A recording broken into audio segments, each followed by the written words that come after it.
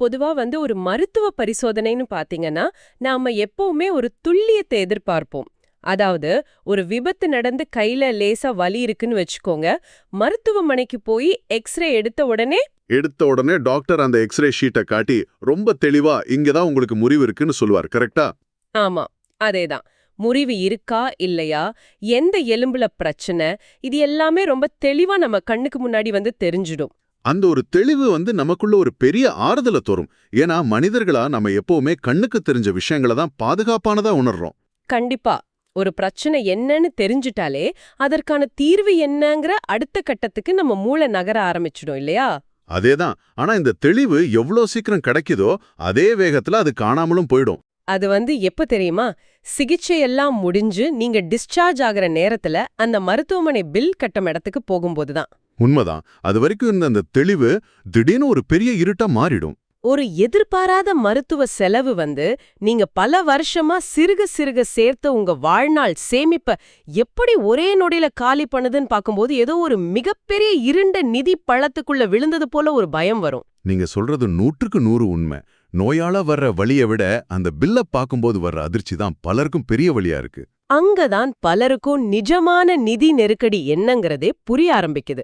So இந்த இருண்ட பகுதியில ஒரு வெளிச்சத்தை பாய்ச்சத்தான் இந்த ஆழமான அலசலுக்கு நம்ம வந்திருக்கோம். நிச்சயமா. உங்களுக்கான இந்த அலசலோட முழு மையப்பொருள் பாத்தீங்கன்னா, இந்தியால மருத்துவ காப்பீடு, அதாவது ஹெல்த் இன்சூரன்ஸ் பத்தின மிக முக்கியமான அத்தியாவசியமான தகவல்கள். இத பத்தி பேச நிறைய விஷயங்கள் இருக்கு. ஆமா, இந்திய காப்பீட்டு ஒழுங்குமுறை ஆணையம், அதாவது IRDAI, அவங்களோட சட்ட விதிகள், நிதி ஆலோசகர்களோட குறிப்புகள், நுகர்வோர் சட்ட வல்லுநர்களின் கட்டுரைகள்னு பல தரப்பட்ட தரவுகளை அலசி ஆராய்ந்துதான் இந்த விவாதத்தை நாம முன்னெடுக்கிறோம். இதோட முக்கிய நோக்கம் என்னன்னா, இன்சூரன்ஸ் பத்தின எக்கச்சக்கமான தகவல்கள் இணையத்துல கொட்டி கிடக்கு. அதையெல்லாம் பார்த்து நீங்க குழப்பமடையக்கூடாது. கரெக்ட். தகவல் பெருக்கத்துல நீங்க மாட்டிக்க கூடாது. அதேதான். உங்களுக்கு எது தேவையோ அதை மிக விரைவாகவும் ஆழமாகவும் புரிய வைக்கணும். மருத்துவ காப்பீடுங்கிற அந்த நிதி பாதுகாப்பு வலைய நீங்க எப்படி சரியா பயன்படுத்தணும் அப்படிங்கறத தெளிவுபடுத்துறதா நம்ம இலக்கு.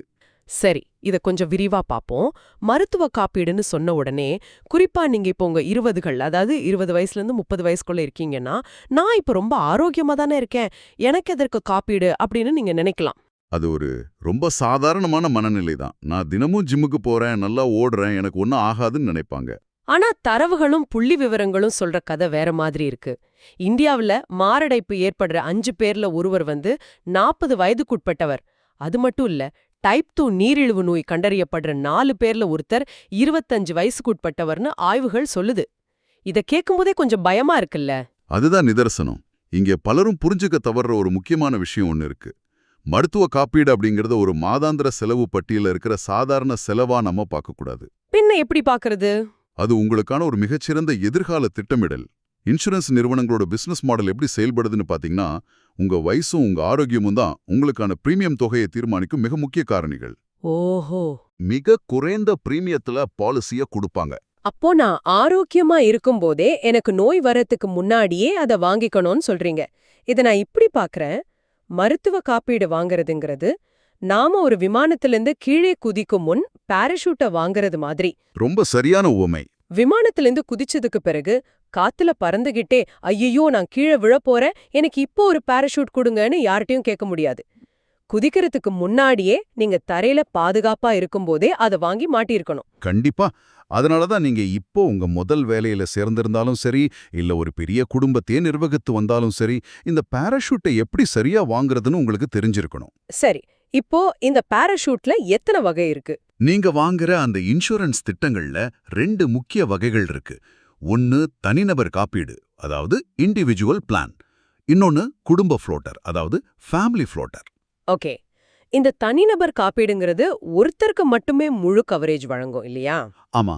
ஆனா குடும்ப ஃப்ளோட்டர் அப்படிங்கிறது ஒரு குறிப்பிட்ட கவரேஜ் தொகையை, அதாவது ஒரு 5 லட்சமோ 10 லட்சமோ இருக்குன்னா அதை ஒட்டுமொத்த குடும்பமும் பகிர்ந்துகிற வசதியா தரும். இங்க எனக்கு ஒரு தர்க்க ரீதியான சந்தேகம் வருது. இப்போ ஒரு ஃப்ளோட்டர் பாலிசியில குடும்பத்துல இருக்கிற எல்லாரையும் சேர்த்துக்கலாம்னா, என் வீட்ல என் மனைவி, குழந்தைங்க இருக்காங்க. கூடவே என் 65 வயசு அப்பாவும் அம்மாவும் இருக்காங்க. நான் எல்லாரையும் ஒரே ஃப்ளோட்டோ பாலிசிக்குள்ள கொண்டு வந்துடலாம் இல்லையா? அதுதானே எனக்கு லாபமா இருக்கும். தனித்தனியா ஏன் காசு கட்டணும்? அங்கதான் நீங்க ரொம்ப கவனமா இருக்கணும். மேலோட்டமா பார்க்கும்போது எல்லாரையும் ஒன்னா சேர்க்கறது லாபம்னு தோணும். ஆனா இன்சூரன்ஸ் நிறுவனங்கள் பிரீமியம் தொகையை எப்படி கணக்கிடுறாங்கன்னு நீங்க புரிஞ்சுக்கணும். எப்படி கணக்கு பண்ணுவாங்க? ஒரு குடும்ப ஃப்ளோட்டர் பாலிசியோட பிரீமியம் அந்த குடும்பத்துல இருக்கிற உறுப்பினர்கள்லயே யாருக்கு அதிக வயதோ அவங்களோட வயதை அடிப்படையா வச்சுதான் கணக்கிடப்படும். ஓ, அப்போ என் குடும்பத்துல என் 65 வயசு அப்பா இருந்தாருன்னா எனக்கும் என் குழந்தைக்கும் சேர்த்து அந்த 65 வயசுக்கான பிரீமியத்தை அவங்க கணக்கு போடுவாங்களா? சரியா பிடிச்சிட்டீங்க. அதனால உங்க வயதான பெற்றோர்களை உங்க ஃப்ளோட்டர் பாலிசில சேர்க்கறது நிதி ரீதியா ஒரு மிகப்பெரிய தவறு. அப்போ அவங்களுக்கு என்ன பண்றது? அதுக்கு பதிலா உங்க பெற்றோர்களுக்குன்னு தனியா ஒரு மூத்த குடிமக்கள் பாலிசி எடுத்துடுறது தான் புத்திசாலித்தனம். அப்படி செஞ்சிட்டா நீங்க உங்க மனைவி உங்க குழந்தைங்களுக்கான ஃப்ளோட்டர் பாலிசியோட பிரீமியம் கணிசமா குறைஞ்சிடும். ஒட்டு மொத்தமா பார்க்கும்போது உங்களுக்கு நிறைய பணம் மிச்சமாகும். வாவ், இது உண்மையிலே பலருக்கும் தெரியாத ஒரு நுணுக்கமான விஷயம். அப்போ இளம் வயதிலே பாலிசி எடுக்கிறதுல பிரீமியம் குறையுங்கிற லாபம் மட்டுமில்ல, இன்னொரு மிகப்பெரிய தலைவலியும் நம்ம சுலபமா தாண்டிடலாம்னு நான் கேள்விப்பட்டேன். நீங்க அந்த காத்திருப்பு காலத்தை பத்தி சொல்றீங்கன்னு நினைக்கிறேன். Waiting period. ஆமா, அதேதான். இந்த பாராசூட்டை நான் இன்னைக்கு வாங்கிட்டேன்னா நாளைக்கு அதை பயன்படுத்த முடியாதா? காப்பீடு நிறுவனங்கள் ஏன் இப்படி ஒரு முட்டுக்கட்டைய போடுறாங்க? அவங்களோட நோக்கம் தான் என்ன? இது ஒரு அருமையான கேள்வி. இன்சூரன்ஸ் துறையில இத அட்வர்ஸ் செலெக்ஷன் அப்படின்னு சொல்லுவாங்க. அதாவது ஒருத்தர் தான் வீடு எரிய ஆரம்பிச்ச பிறகு ஓடி போய் தீ விபத்து காப்பீடு வாங்கறதுக்கு சமம் அது. ஆமா, வீடு எரிஞ்ச பிறகு போய் பாலிசி கேட்டா எப்படி? அதேதான். எனக்கு ஒரு நோய் வந்துருச்சு, நாளைக்கு மருத்துவமனையில நான் 1 லட்சம் கட்டணும்னு தெரிஞ்ச உடனே இன்னைக்கு நான் 10,000 ரூபா கட்டி ஒரு பாலிசியை வாங்கி நாளைக்கே அந்த 1 லட்சத்தை கிளைம் பண்ணிட்டா இன்சூரன்ஸ் நிறுவனங்கள் எல்லாம் திவாலாயிடும் இல்லையா? கரெக்டான லாஜிக் தான். அதனால இப்படி நோயை மறைச்சு பாலிசி வாங்குறவங்கள தடுக்கிறதுக்காக தான் இந்த காத்திருப்பு காலங்களை அவங்க வச்சிருக்காங்க. இதுல 3 முக்கிய வகைகள் இருக்கு. முதல் வகை என்ன? முதல் வகை ஆரம்ப காத்திருப்பு காலம், அதாவது இனிஷியல் வெயிட்டிங் பீரியட். அதாவது நீங்க பாலிசி வாங்கின முதல் 30 நாட்களுக்கு எந்த நோய்க்கும் உங்களுக்கு கவரேஜ் கிடைக்காது. இருங்க, இது கொஞ்சம் இடிக்குது. நீங்க சொல்ற லாஜிக் எனக்கு புரியுது. முன்கூட்டியே தெரிஞ்ச நோய்களுக்கு 30 நாள் தரமாட்டாங்க, சரி. ஆனா நான் இன்னைக்கு பாலிசி வாங்குறேன், 10வது நாள் ரோட்ல போகும்போது எனக்கு எதிர்பாராத விதமா ஒரு விபத்து நடக்குது, என் கை உடைஞ்சிடுது. ஓகே. மருத்துவமனையில போய் சேர்ந்தா இந்த 30 நாள் விதிமுறையை காட்டி எனக்கு காப்பீடு தர மறுத்துடுவாங்களா? இல்லை, கண்டிப்பா அப்படி செய்ய மாட்டாங்க. ஏன்னா விபத்துகள் சொல்லிக்கிட்டு வர்றதில்லைங்கிறது காப்பீட்டு நிறுவனங்களுக்கும் நல்லாவே தெரியும். விபத்துங்கிறது யாரும் முன்கூட்டியே திட்டமிட்டு பண்றதில்ல. அப்படா, அது பெரிய நிம்மதி. அதனால விபத்துகளால ஏற்படும் மருத்துவ செலவுகளுக்கு மட்டும் பாலிசி எடுத்த முதல் நாள்ல இருந்தே உங்களுக்கு முழுமையான கவரேஜ் உண்டு. நீங்க கேட்ட மாதிரி அந்த 30 நாள் காத்திருப்பு காலம்ங்கிறது நோய்களுக்கு மட்டுமே பொருந்தும். அப்போ அடுத்த காத்திருப்பு காலம் என்னவா இருக்கும்னு நானே யூகிக்கிறேன். விபத்து மாதிரி திடீர்னு வர்றதுக்கு முதல் நாள் கவரேஜ்னா ஒரு சில நோய்கள், அதாவது ரொம்ப மெதுவா வளர்ற ஆனா உயிருக்கு உடனடி ஆபத்து தராத சில பிரச்சனைகள் இருக்கும் இல்லையா? ஆமா, சொல்லுங்க.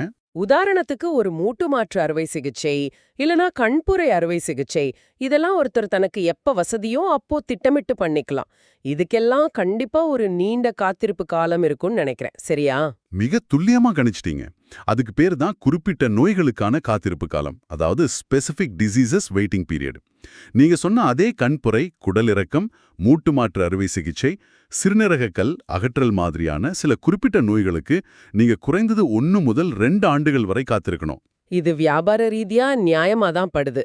இதற்கு காரணமும் அதேதானே. மக்கள் தங்களுக்கு இந்த அறுவை சிகிச்சை தேவைன்னு முடிவு செஞ்ச பிறகு உடனே ஒரு பாலிசியை வாங்கி அடுத்த மாசமே கிளைம் பண்றதை தடுக்கவே இந்த 1 to 2 வருட விதிமுறை. ஆமா, அதே காரணம்தான். ஆனா 3வது ஒரு காத்திருப்பு காலம் இருக்கே, அதுதான் பலருக்கும் ஒரு பெரிய செக் போஸ்ட். அது என்னது? அதுதான் ஏற்கனவே உள்ள நோய்களுக்கான காத்திருப்பு காலம், அதாவது ப்ரீ எக்ஸிஸ்டிங் டிசீசஸ், PEDன்னு சொல்லுவாங்க.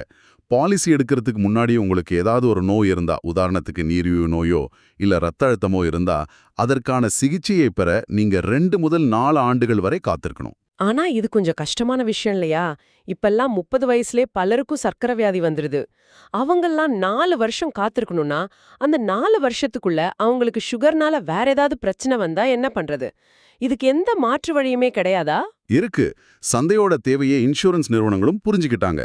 தற்போதைய சூழல்ல பாத்தீங்கன்னா HDFC எர்கோவோட எனர்ஜி திட்டம், Star Health and Diabetes Safe, Niva பூபாவின் ரியஷோர் ஸ்மார்ட் ஹெல்த் பிளஸ் மாதிரியான சில சிறப்பு திட்டங்கள் சந்தைக்கு வந்திருக்கு. ஓ, சூப்பர். இது மட்டும் இல்லாம சில ரைடர்கள், அதாவது பாலிசியோட சேர்த்துக்கக்கூடிய கூடுதல் வசதிகளும் இருக்கு. இதுல நீங்க கொஞ்சம் கூடுதல் பிரீமியம் செலுத்தினா போதும். அவங்க என்ன பண்றாங்கன்னா, நீரிழிவு மற்றும் ரத்த அழுத்தத்திற்கு மட்டும் இந்த 2 to 4 வருட காத்திருப்பு காலத்தை ரத்து செஞ்சிடுறாங்க. அப்படியா? எப்படி வேலை செய்யும் அது? அதாவது ஆரம்ப காத்திருப்பு காலமான அந்த 30 நாட்கள் முடிஞ்ச உடனே 31வது நாள்ல இருந்தே உங்களுக்கு கவரேஜ் கொடுக்க ஆரம்பிச்சிடுறாங்க. இது உண்மையிலே சூப்பரான ஒரு அப்டேட். ஆனா இந்த 4 வருஷம் காத்திருப்பு காலத்தை தவிர்க்கணும் அப்படிங்கிறதுக்காகவே மக்கள் பண்ற ஒரு மிகப்பெரிய முட்டாள்தனமான தவறை பத்தி நாம பேசியே ஆகணும். நீங்க எதை சொல்றீங்கன்னு எனக்கு புரியுது. அதுதான் காப்பீட்டு படிவத்துல உண்மையை மறைக்கிறது. உங்களுக்கு முன்பே நோய் இருக்கிறதா அப்படின்னு படிவத்துல ஒரு கேள்வி இருக்கும். பலரும் என்ன நினைப்பாங்க, நமக்கு சுகர் இருக்குன்னு சொன்னா இவ பிரீமியத்தை ஏத்திடுவான், இல்லனா 4 வருஷம் வெயிட் பண்ண சொல்வான்னு நினைப்பான். ஆமா, அதனால இல்லன்னு டிக் அடிச்சிடலாம், அவனுக்கு எங்க தெரிய போகுதுன்னு நினைப்பாங்க. இது எவ்வளவு பெரிய ஆபத்து! இது ஒருத்தர் தனக்கு தானே வச்சுக்கிற மிகப்பெரிய பொறி. நீங்க படிவத்துல பொய் சொல்லிட்டு ஈஸியா பாலிசியா வாங்கிடலாம். ஒருவேளை அடுத்த வருஷம் உங்களுக்கு ஒரு சின்ன காய்ச்சல் வருது, ஒரு 20,000 ரூபாய்க்கு கிளைம் பண்றீங்கன்னா அவங்களும் பெருசா எந்த விசாரணையும் பண்ணாம பணத்தை கொடுத்துருவாங்க.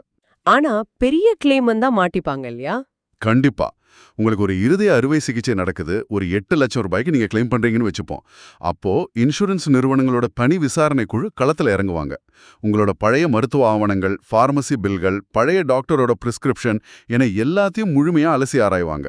மாட்டிக்கிட்டா அவ்வளவுதான். நீங்க பாலிசி வாங்குறதுக்கு முன்னாடியே உங்களுக்கு ஒரு நோய் இருந்து அதை நீங்க படிவத்துல மறைச்சது கண்டுபிடிக்கப்பட்டால் ஒரு நொடியில உங்க கிளைம் மொத்தமா நிராகரிக்கப்படும். அது மட்டும் இல்ல, உங்க பாலிசியும் ரத்து செய்யப்படும். நீங்க அது வரைக்கும் கட்டின பிரீமியம் பணமும் போச்சு. ஹாஸ்பிட்டல் பில்லையும் நீங்க கை காசுபட்டு தான் கட்டணும். அப்போ நம்ம நோயை மறைக்கிறது அந்த பாராஷூட்ல நாமளே ஒரு ஓட்டைய போட்டுட்டு குதிக்கிறதுக்கு சமம். இதுல ஒரு சின்ன குழப்பம் வருது. இப்ப நானே ஒரு உதாரணமா வச்சுக்கலாம். ஒரு 5 வருஷத்துக்கு முன்னாடி எனக்கு ஒரு விபத்துல கால் எலும்பு முறிஞ்சிருச்சு. ஒரு சின்ன அறுவை சிகிச்சை பண்ணி பிளேட் வச்சாங்க. ஓகே, அப்புறம்? ஆனா கடந்த 4 வருஷமா நான் அதற்காக எந்த ஒரு மாத்திரையும் சாப்பிடல, எந்த டாக்டரையும் போய் பார்க்கல. எனக்கு எந்த வலியும் இல்ல. இப்ப நான் ஒரு புது ஹெல்த் இன்சூரன்ஸ் வாங்குறேன்னா, அந்த 5 வருஷத்துக்கு முன்னாடி நடந்த முறிவை நான் படிவத்துல சொல்லணுமா? அது ஏற்கனவே உள்ள நோய், அதாவது பியூடி அப்படிங்கிற கணக்குல வருமா? இது பலருக்கும் வர்ற ரொம்ப முக்கியமான நியாயமான சந்தேகம். ஏன்னா சின்ன வயசுல வந்த ஆஸ்துமாவுக்காக இப்போ பெரிய வயசுல பாலிசியை நிராகரிச்சா அது நியாயம் இல்லையே. அதனாலதான் இந்திய காப்பீட்டு ஒழுங்குமுறை ஆணையமான IRDAI இதுக்கு மிக தெளிவான ஒரு விதியை வச்சிருக்காங்க. அது என்ன விதி? அதுக்கு பேரு 48 மாத விதிமுறை. அதாவது நீங்க பாலிசி வாங்குற தேதிக்கு முன்னாடி கடந்த 48 மாதங்களுக்குள், சரியா 4 ஆண்டுகளுக்குள் உங்களுக்கு ஒரு நோய்க்கான அறிகுறி இருந்து அதற்காக நீங்க மருத்துவர்கிட்ட சிகிச்சை எடுத்திருந்தாலோ அல்லது மருத்துவ ஆலோசனை பெற்றிருந்தாலும் மட்டுமே அது ப்ரீ எக்ஸிஸ்டிங் டிசீஸாக கருதப்படும். ஓஹோ, அப்போ ஏன் கணக்குப்படி பார்த்தா எனக்கு முறிவு ஏற்பட்டது 5 வருஷத்துக்கு முன்னாடி. கடந்த 4 வருஷமா நான் அதுக்காக ஒரு சின்ன பெயின் கில்லர் கூட சாப்பிடல. அப்போ இது சட்டப்படி பிஇடி கிடையாது, சரியா? 100% கிடையாது. நுகர்வோர் சட்ட வல்லுநரான வழக்கறிஞர் லீனஸ் அவரோட கட்டுரையில இது ரொம்ப தெளிவா விளக்கியிருக்கிறார். 4 வருஷத்துக்கு முன்னாடி நடந்த, இப்போ எந்த தொடர் சிகிச்சையும் இல்லாத ஒரு விஷயத்த காப்பீட்டு நிறுவனங்கள் பிஇடின்னு சொல்ல முடியாது. ரொம்ப தெளிவா புரியுது. ஆனா இதே விஷயத்த கொஞ்சம் மாற்றி யோசிப்போம். உங்களுக்கு 2018ல இருதய அறுவை சிகிச்சை நடந்துச்சு. ஆனா இன்னைக்கு வரைக்கும் நீங்க தினமும் அதுக்காக ஒரு மாத்திரை சாப்பிட்டுட்டு இருக்கீங்க. இப்போ அது பிஇடிக்குள் வருமா வராதா? கண்டிப்பா வரும். ஏன்னா கடந்த 4 வருஷத்துக்குள்ள நான் தொடர்ந்து மாத்திரை சாப்பிட்டுட்டு இருக்கேன், அதாவது சிகிச்சையில இருக்கேன். இது ரொம்ப லாஜிக்கா இருக்கு. ஆனா இந்த விதியை வச்சுக்கிட்டு சில இன்சூரன்ஸ் நிறுவனங்கள் ஒரு தந்திரம் பண்றாங்களாமே. என்ன தந்திரம்? அதாவது பாலிசி எல்லாம் கொடுத்து முடிச்ச பிறகு நம்ம வீட்ல நிம்மதியா உட்கார்ந்திருக்கும் போது கஸ்டமர் கேர்ல இருந்து ஒரு ஃபோன் வரும். சார், உங்களுக்கு பழைய கால்வலி ஏதாவது இருக்கா அப்படின்னு நம்ம வாயை பிடுங்குவாங்க. நாமளும் யதார்த்தமா ஆமாங்க ரொம்ப வருஷமா கொஞ்சம் வலி இருக்குன்னு சொன்னா அதை வச்சு நம்ம சம்மதமே இல்லாம பாலிசியில பிஇடி அப்படின்னு மாத்தி எழுதிடுவாங்களாமே. ஆம், ஆனா அது முற்றிலும் சட்டவிரோதமான ஒரு நடைமுறை. ஒரு இன்சூரன்ஸ் பாலிசிங்கிறது உங்களுக்கும் அந்த நிறுவனத்துக்கும் இடையிலான ஒரு எழுத்துப்பூர்வமான ஒப்பந்தம், அதாவது கான்ட்ராக்ட். ஒப்பந்தம் கையெழுத்தான பிறகு காப்பீட்டு நிறுவனம் தன்னிச்சையா ஒரு தொலைபேசி உரையாடலை மட்டும் ஆதாரமா வச்சுக்கிட்டு பாலிசியில ஏற்கனவே உள்ள நோய் அப்படின்னு மாற்றங்களை செய்யவே முடியாது. ஓ, அப்படியா? ஆமா, இதுக்கு பேரு சட்டத்துல யூனிலேட்ரல் சேஞ்ச், அதாவது தன்னிச்சையான மாற்றம். ஒருவேளை உங்களுக்கு மருத்துவ பரிசோதனை பண்ணணும்னா அத பாலிசி வழங்குறதுக்கு முன்னாடியே செஞ்சிருக்கணும். நுகர்வோர் பாதுகாப்பு சட்டப்படி இப்படி செய்யறது தவறான வர்த்தக நடைமுறை. நீங்க தைரியமா இதை எதிர்த்து கேள்வி கேட்கலாம். அப்போ நம்ம உண்மைய சொல்லணும், அதே நேரம் நம்ம உரிமைகளையும் தெரிஞ்சு வச்சுக்கணும். சரி, இது வரைக்கும் நாம ஒரு ஆபத்திலிருந்து எப்படி தப்பிக்கிறது, பாலிசியை எப்படி வாங்குறதுன்னு பேசணும். ஆனா உண்மைய மறைக்காம பாலிசி எடுக்கிறதுனால வர்ற நிதி இழப்பு பத்தி பயப்படுறவங்களுக்கு இந்த பாலிசியால உடனடியா கிடைக்கிற ஒரு மாபெரும் சலுகைய பத்தி சொல்லியே ஆகணும். நீங்க டாக்ஸ் பெனிஃபிட் பத்தி பேச வரீங்கன்னு நினைக்கிறேன். அதேதான். நீங்க இந்த மருத்துவ காப்பீட்டை வாங்குறதுனால அரசாங்கமே உங்களுக்கு ஒரு வழிய பணத்தை திருப்பி கொடுக்குதாமே, வரி சலுகை மூலமா. அது எப்படி வேலை செய்யுது? ஆமா, இந்திய வருமான வரி சட்டம் பிரிவு 80D நமக்கு ஒரு அருமையான சலுகையை வழங்குது. நீங்க செலுத்துற மருத்துவ காப்பீட்டு பிரீமியத்துக்கு வரி விலக்கு கோரலாம். நீங்க 60 வயசுக்கு உட்பட்டவர்னா உங்களுக்கும் உங்க குடும்பத்துக்கும் கட்டுற பிரீமியத்துக்கு 25,000 ரூபாய் வரை வரி விலக்கு கிடைக்கும். அப்போ பெற்றோர்களுக்கு பாலிசி எடுத்தா? உங்க முதியோர்களான பெற்றோருக்கு நீங்க பாலிசி எடுத்திருந்தா அதுக்கு ஒரு 50,000 ரூபாய் வரை வரி விலக்கு பெறலாம். ஆக மொத்தம் ஒரு நபர் தனக்கும் தன் மூத்த குடிமக்கள் பெற்றோருக்கும் சேர்த்து 75,000 ரூபாய் வரைக்கும் வரி சேமிப்பை கோர முடியும். இததான் நான் முன்னாடியே சொன்னேன். நீங்க உங்க உயிரை காப்பாற்றிக்க ஒரு பாராசூட் வாங்குறீங்க. ஆனா நீங்க அந்த பாதுகாப்பான பாராசூட்டை வாங்குனதுக்காக அரசாங்கமே உங்களுக்கு பாராட்டி ஒரு ஊக்கத்தொகையோ டிஸ்கவுண்டோ கொடுக்குது. அதுக்கு பேரு தான் இந்த 80D. ரொம்ப சுவாரஸ்யமான பார்வை இது.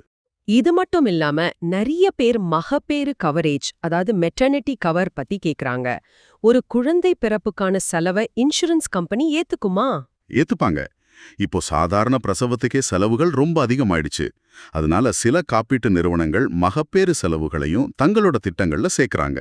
ஆனா இங்கேயும் அந்த காத்திருப்பு காலம் உள்ளே வரும். இந்த கவரேஜுக்கு குறைஞ்சது 2 ஆண்டுகள் முதல் 6 ஆண்டுகள் வரை காத்திருப்பு காலம் இருக்கலாம். அவ்ளோ நாளா? ஏன்னா குழந்தை பிறப்புங்கிறது ஒரு விபத்தில்ல, அது நீங்க முன்கூட்டியே திட்டமிடும் ஒரு விஷயம். அதனால திருமணத்துக்கு பிறகோ அல்லது குழந்தை பெற்றுக்கொள்ள திட்டமிடுவதற்கு பல வருஷங்களுக்கு முன்போ இந்த பாலிசியை எடுக்கிறது தான் புத்திசாலித்தனம். ஆனா இங்க நான் ஒரு கேள்வியை முன்வைக்க விரும்புறேன். வெறும் வரியை சேமிக்கணுங்கிறதுக்காக மட்டுமே பாலிசி எடுக்கிறது சரியா? அது எப்படி சரியாகும்? வரி விலக்குங்கிறது நமக்கு கிடைக்கிற ஒரு போனஸ் மாதிரி. நம்மோட அசல் நோக்கம் லட்சக்கணக்கில் வர்ற மருத்துவமனை பில்லில இருந்து நம்ம சேமிப்பை காப்பாத்துறதா மட்டும்தான் இருக்கணும். வெறும் வரி சலுகைக்காக போய் அரைகுறையான கவரேஜ் இருக்கிற ஒரு தவறான பாலிசி எடுத்தா நிஜமாவே ஒரு நெருக்கடி வரும்போது அந்த பாராசூட் விரியாமலே போயிடும் இல்லையா? சரியா சொன்னீங்க. இன்சூரன்ஸ் அப்படின்னா பாதுகாப்பு, வரி விலக்கு அப்படின்னா சேமிப்பு.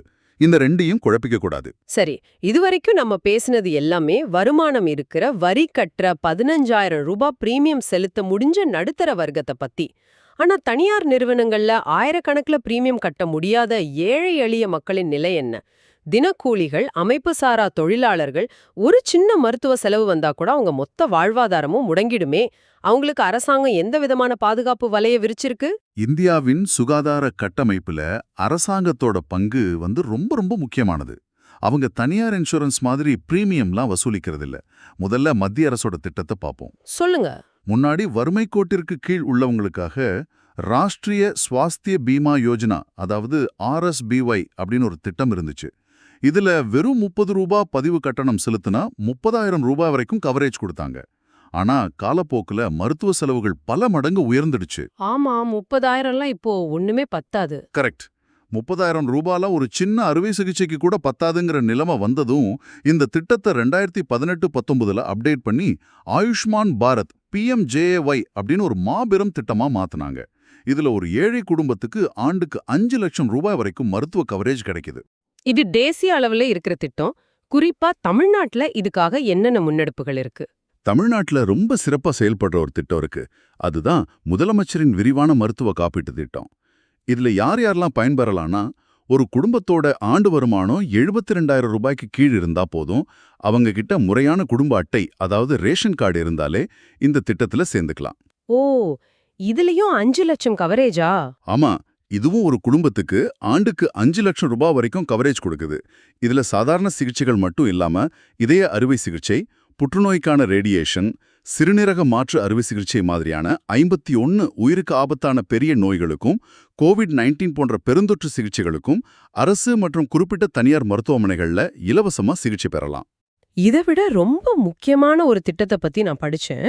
அதாவது ஒருத்தர் ரோட்ல விபத்துல சிக்கிட்டாருன்னா அவருக்கு முதலமைச்சர் காப்பீட்டு அட்டை இருக்கா, அவர் தமிழ்நாட்டைச் சேர்ந்தவரா இல்ல வடமாநில தொழிலாளியான்ல யாருக்கும் தெரியாது. அந்த நேரத்துல உயிரை காப்பாத்துறது தானே முதல் வேலை. நிச்சயமா. அதுக்காக தமிழ்நாட்டுல இன்னுயிர் காப்போம் நம்மை காக்கும் 48 அப்படின்னு ஒரு திட்டம் இருக்கே, அது எப்படி செயல்படுது? அது மருத்துவ கட்டமைப்பிலேயே ஒரு மிகப்பெரிய புரட்சின்னு சொல்லலாம். விபத்து நடந்த முதல் 48 மணி நேரத்தை மருத்துவத்துறையில கோல்டன் அவர் அப்படின்னு சொல்லுவாங்க. அந்த நேரத்துல கிடைக்கிற சிகிச்சை தான் ஒருத்தரோட உயிரையே தீர்மானிக்கும். இந்த திட்டத்தோட சிறப்பம்சம் என்ன? இந்த திட்டத்தோட சிறப்பம்சம் என்னன்னா, இதுல வருமான வரம்பு கிடையாது. அவங்க எந்த நாடு, எந்த மாநிலம்னு எந்த பாகுபாடும் கிடையாது. ஒருத்தர் விபத்துல சிக்கினா முதல் 48 மணி நேரத்துக்கு தேவைப்படுற 1 லட்சம் ரூபாய் வரையிலான அவசர சிகிச்சைக்கான முழு செலவையும் அரசே ஏத்துக்குது. இது எந்தெந்த மருத்துவமனைகள்ல இருக்கு? இதற்காக தமிழகம் முழுவதும் 201 அரசு மருத்துவமனைகளும் 408 தனியார் மருத்துவமனைகளும் என மொத்தம் 609 மருத்துவமனைகள் இணைக்கப்பட்டிருக்கு. நீங்க விபத்துல அடிபட்ட ஒருவர் அங்க கொண்டு போனா முதல் கேள்வியா பணம் கட்டுங்கன்னு யாருமே கேட்க மாட்டாங்க. உடனே சிகிச்சையை ஆரம்பிச்சிடுவாங்க. இத கேட்கும்போதே ரொம்ப நிம்மதியா இருக்கு. அரசாங்கங்கள் எந்த அரசியல் சார்பும் இல்லாம அடித்தட்டு மக்களோட நல்வாழ்வுக்காக இப்படிப்பட்ட திட்டங்களை செயல்படுத்துறது நிஜமாவே பாராட்டப்பட வேண்டிய ஒரு விஷயம். கண்டிப்பா. இந்த அரசாங்க திட்டங்களால இன்னொரு மிகப்பெரிய மறைமுக நன்மையும் நடந்துகிட்டு இருக்கு. அதை நீங்க கொஞ்சம் பெரிய கண்ணோட்டத்துல பார்க்கணும். அது என்ன மறைமுக நன்மை? ஒரு 10 வருஷத்துக்கு முன்னாடி வரைக்கும் பாத்தீங்கன்னா, அப்போலோ, காவேரி மாதிரியான பெரிய கார்ப்பரேட் மருத்துவமனைகள் எல்லாமே சென்னை, கோவை, மதுரை மாதிரி பெரிய நகரங்கள்ல மட்டும்தான் முதலீடு செஞ்சாங்க. ஏன்னா அங்கதான் பணம் கட்டக்கூடிய மக்கள் இருந்தாங்க. கிராமப்புற மக்கள்கிட்ட பெரிய மருத்துவ செலவுக்கு பணம் இல்ல. ஆனா இப்ப இந்த ஆயுஷ்மான் பாரத் முதலமைச்சர் காப்பீடு திட்டங்கள் மூலமா கிராமப்புற மக்கள் கையிலையும் 5 லட்சம் ரூபாய்க்கான மருத்துவ வாங்கும் சக்தி, அதாவது பர்ச்சேசிங் பவர் வந்துடுச்சு. அடா, அதனால தனியார் மருத்துவமனைகள் இப்போ கிராமங்களை நோக்கி நகர ஆரம்பிச்சிட்டாங்களா? சரியா பிடிச்சிட்டீங்க. அரசாங்கமே பில்ல கட்டிடும்னு தெரிஞ்ச உடனே பல தனியார் நிறுவனங்கள் சிறு நகரங்கள்லயும் கிராமங்கள்லயும் தங்களோட பிரம்மாண்டமான மருத்துவமனைகளை அமைக்க தொடங்கிட்டாங்க. உதாரணத்துக்கு குளோக்கல் ஹெல்த் கேர் மாதிரியான நிறுவனங்கள் 2ஆம் மற்றும் 3ஆம் கட்ட நகரங்கள்ல அதிநவீன மருத்துவமனைகளை நிறுவி வராங்க. இது ரொம்ப நல்ல விஷயமாச்சே. ஆமா. இதனால என்ன ஆகுதுன்னா, ஒட்டுமொத்த இந்தியாவோட சுகாதார கட்டமைப்பே வலுவடையுது. இது அரசாங்க திட்டங்கள் உருவாக்குன ஒரு மிகப்பெரிய சங்கிலி தொடர் மாற்றம். ஆமா, இன்சூரன்ஸ் அப்படிங்கிறது தனி ஒரு மனிதனோட சேமிப்பை காப்பாத்துறது மட்டும் இல்லாம இந்த நாட்டோட மருத்துவ உள்கட்டமைப்பையே அடுத்த கட்டத்துக்கு எடுத்துட்டு போகுது. ரொம்ப ஆழமான ஒரு அலசல் இது. உண்மைதான். சரி, நம்ம விவாதத்தோட நிறைவு பகுதிக்கு வந்துட்டோம். இதுவரைக்கும் நாம பேசினதை ஒரு சுருக்கமா பாத்துடலாம். நீங்க இளம் வயசுல பாலிசி எடுக்கும்போது பிரீமியம் குறையும். அந்த 30 நாள், 2 வருடம், 4 வருடம்ன்ற காத்திருப்பு காலங்களை முன்கூட்டியே தாண்டிடலாம். பாலிசி எடுக்கும்போது எந்த நோயும் மறைக்காதீங்க. அப்படி மறைச்சா கிளைம் நிராகரிக்கப்படும். கூடவே அந்த IRDAI-யோட 48 மாத விதியையும் ஞாபகம் வச்சுக்கணும். ஆமா, அதே போல முதியோர்களை ஃப்ளோட்டர்ல சேர்க்காம தனியா பாலிசி எடுங்க. வரி விலக்க ஒரு போனஸா மட்டும் பாருங்க. இது எல்லாமே சரி. ஆனா விவாதத்தை முடிக்கிறப்போ உங்களை சிந்திக்க வைக்கிற ஒரு புதிய கோணத்தை நான் முன்வைக்க விரும்புறேன். அது என்ன கோணம்? நாம இதுவரைக்கும் மருத்துவ காப்பீட்டை எப்படி பார்த்தோம்? நாம நோய்வாய்ப்படும் போதோ இல்ல விபத்துல சிக்கும் போதோ நம்ம செலவுக்கு பணத்தை கொடுக்கற ஒரு பாதுகாப்பு அமைப்புன்னு மட்டுமே நினைச்சோம். நான் ஆரம்பத்துல சொன்ன அந்த பாராஷூட் மாதிரி நாம கீழே விழும்போதுதான் அது விரியும்னு நினைச்சோம். ஆனா இன்னைக்கு பல காப்பீட்டு நிறுவனங்கள் ஒரு புதிய அட்டகாசமான யுக்திய கையாள்றாங்க. அது என்ன யுக்தி? நீங்க எந்த நோயும் வராம இருக்கணும்னு அவங்களே உங்களை ஊக்கப்படுத்துறாங்க. நீங்க தினமும் ஜிம்முக்கு சென்றாலோ, தினமும் வாக்கிங் போய் உங்க மொபைல் ஆப்ல ஸ்டெப்ஸ் பதிவு செஞ்சாலோ, சரியான உணவு பழக்கத்தோடு உங்க BMI-ய சரியா பராமரிச்சாலோ, உங்க அடுத்த வருட பிரீமியத்துல அவங்க பெரிய தள்ளுபடி, அதாவது டிஸ்கவுண்ட் தராங்க. இல்லைனா சில ஹெல்த் பாயிண்ட்ஸ் கொடுத்து பரிசுகள் தராங்க. அட, இது மிக சிறந்த உத்தியாச்சே. அவங்களுக்கும் கிளைம் வராது, மக்களுக்கும் ஆரோக்கியம் கிடைக்கும். அதேதான். ஆக இன்னைக்கு மருத்துவ காப்பீடுங்கிறது ஏதோ ஒரு மருத்துவ செலவுல இருந்து உங்க பணத்தை காப்பாத்துற கருவி மட்டும் இல்ல. அது உங்களை ஒரு ஆரோக்கியமான வாழ்க்கை முறைக்கு கட்டாயப்படுத்துற ஒரு ஹெல்த் கோச்சாவும் மாறிடுச்சு. நீங்க விமானத்திலேருந்து குதிக்கிறதுக்கு முன்னாடி வாங்கின அந்த பாராஷூட் இப்போ உங்ககிட்ட, டேய் தினமும் காலையில எழுந்து ஓடுடா, அப்பதான் நான் உனக்கு டிஸ்கவுண்ட் தருவேன்னு சொல்லுது. ரொம்ப அருமையான ஒரு உதாரணம் இது. இத பத்தி கொஞ்சம் யோசிச்சு பாருங்க. உங்களுக்கான சரியான மருத்துவ காப்பீட்டை தேர்ந்தெடுத்து உங்க சேமிப்பை காப்பாத்துறதோட மட்டும் இல்லாம உங்க எதிர்கால ஆரோக்கியத்தையும் பாதுகாப்பா மாத்துங்க. அடுத்த ஆழமான அலசலில் சந்திக்கலாம்.